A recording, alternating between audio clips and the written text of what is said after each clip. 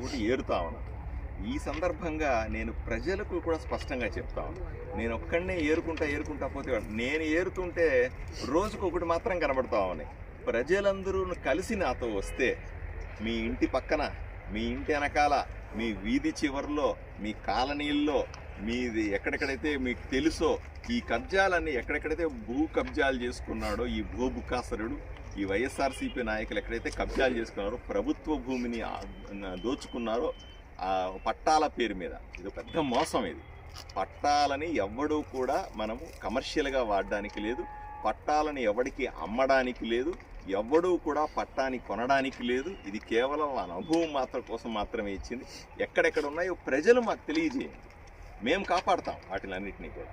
పట్టా భూమి అంటే, అసైన్డ్ భూమి అంటే అది ప్రభుత్వ భూమి. అది ఎవరికన్నా ఇస్తే వాళ్ళు అనుభవించడానికి ఉపయోగపడుతుంది తప్ప వాళ్ళు అమ్ముకోవడానికి కాదు, దాన్ని రియల్ ఎస్టేట్లు చేయడానికి కాదు, చేతులు మారడానికి కాదు, రిజిస్ట్రేషన్లు జరగడానికే వీల్లేదు. పట్టా పొలం ఎప్పటికీ రిజిస్ట్రేషన్ కాదు. పట్టా పొలాన్ని ఎవడు కొనలేడు, అమ్మలేడు. ఈ విషయాన్ని ప్రజలందరూ కూడా గుర్తు చేసుకొని మీ దగ్గర జరుగుతున్నటువంటి అక్రమాలన్నింటినీ కూడా, మీ ఇంటి దగ్గర ఉన్నటువంటి వైఎస్ఆర్సీపీ నాయకులు చేసినటువంటి కబ్జాలన్నింటినీ మాకు తెలియజేయాల్సిందిగా కోరుతా ఉన్నాం. మీకు అన్నిటికీ ఎవరెవరైతే ఎక్కడెక్కడైతే కబ్జాలు చేసుకుని వాటన్నింటినీ ఇడిపించే బాధ్యత మేము తీసుకుంటాం. అలాగే ఊరు అభివృద్ధి చెందుతుంది, ప్రజలకు ధైర్యం వస్తుంది, ప్రజలకు నమ్మకం వస్తుంది. ఇవన్నీ జరగాల్సింది. సార్, ఈ సర్వే నంబర్లో ఎంత అక్రమానికి గురైనట్లు తెలిసిన 3 ఎకరాల 30 సెంట్లు అని మనము రికార్డులు చెప్తా ఉన్నాయి. పత్రికల్లో కూడా వచ్చింది.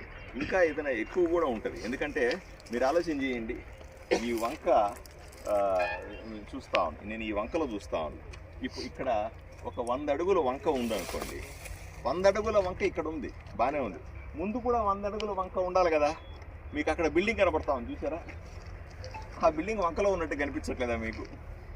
మీరు ఇట్లే ఈ వంక ఇక్కడే ఆగిపోదు కదా, కిందకి వెళ్తుంది కదా. కిందకి వెళ్తే అక్కడ అయితే 5 అడుగులు మాత్రమే ఉంది వంక, మిగతా అంతా ఏమైంది? అది కూడా వైఎస్ఆర్సీపీ నాయకులు ఆక్రమించుకొని ఉంటారు. మీరు చూడండి ఒకసారి. పత్రికల వాళ్ళు కొంచెం శ్రద్ధ పెట్టాలి వీటి మీద. కేవలం వచ్చి మాకు మేము చెప్పింది వింటే కూడా కాదు, మీరు దీని మీద కూడా కొంత రీసెర్చ్ చేయాలి. ఊర్లో ఇక్కడ ఇట్లాంటివన్నీ చూడాలి. ఈ వంక ఎక్కడ మొదలైందో, ఎక్కడ పూర్తయిందో అంతా కూడా 50 అడుగులు వంక పోవాలి కదా. దీని గురించి కూడా ఆలోచన చేస్తాం, దీని గురించి కూడా పూర్తి వివరాలు తీసుకుంటాం మేము.